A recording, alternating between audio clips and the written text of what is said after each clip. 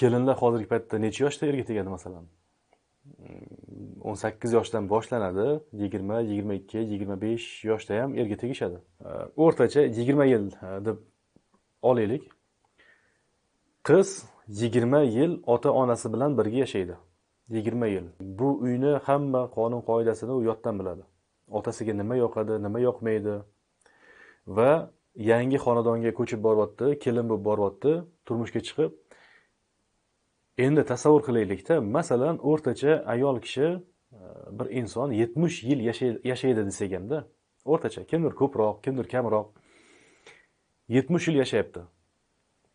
Bitta xonadonda 20 yil, ikkinchi xonadonda 50 yil bo'lib chiqadi-da, to'g'rimi? O'zi nima uchun bu narsani aytamiz? Janjallarda, oiladagi nizolarda ko'pincha qaynona kelinlar munosabati ham juda katta rol o'ynaydi, juda ham katta. Shulardan bittasi, kelin shunchaki qaynonasini ona sifatida qabul qila olmaydi-da. Masalan deylik, juda ham yengil misollar aytamiz, ovqat o'xshamadi. Bo'lishi mumkin-ku axir. Ovqat o'xshamadi va qaynona nima qildi? Dakki berdi. Yoki bo'lmasa aytdi, shu ovqatingiz o'xshamabdi deb aytdi. Tamom. Hozir endi kelin uchun bu isterika, fojia boshlanadi. Qaynonam meni yaxshi ko'rmaydi, qaynonam meni yomon ko'radi, xatolarimni qidirib yuradi, tirnog'imni ostidagi ayblarni qidiradi va hokazo, borib turib keyin erini ham rosa asabini o'ynaydi-da. Mana siz onangiz meni yaxshi ko'rmaydi. Shu ovqatimni faqat yomonlagan. Masalan, xuddi shu gapni kelinni o'zini tuqqan onasi aytsa nima bo'ladi? Qizim ovqating o'xshamabdi desa, erkalik qilib qo'yadi-da. Oddiy qabul qiladi. Qaynonaning gapini ham oddiy qabul qilsa nima bo'ladi? Mumkin-ku axir.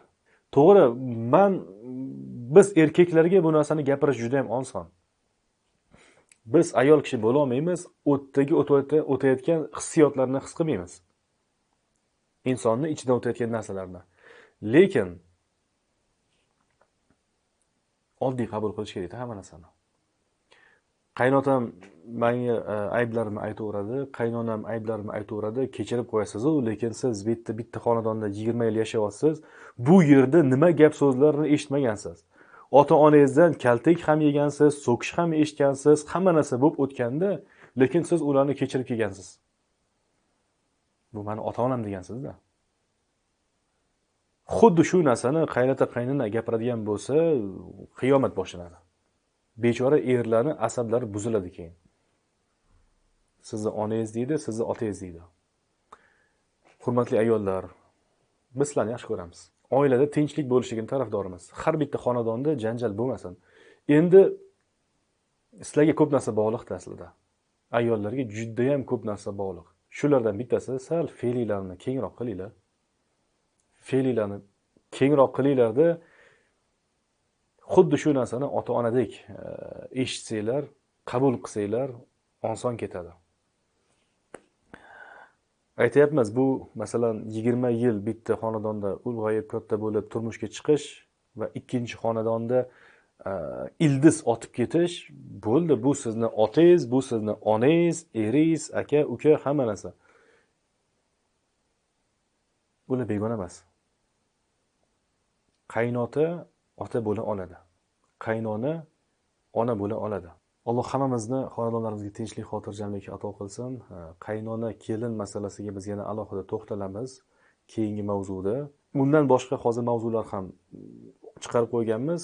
Mabodo kimdir yangi ko'rayotgan bo'lsa, er-xotin munosabatlari, taloq masalasi, idda masalasi, 3 taloq masalasi oldingi videolarimizda bor. Bir ko'rib, agar qanaqangidir savollar bo'lsa, shaxsiyda murojaat qilsa bo'ladi. Qo'limizdan kelsa javob beramiz, maslahat beramiz inshaalloh.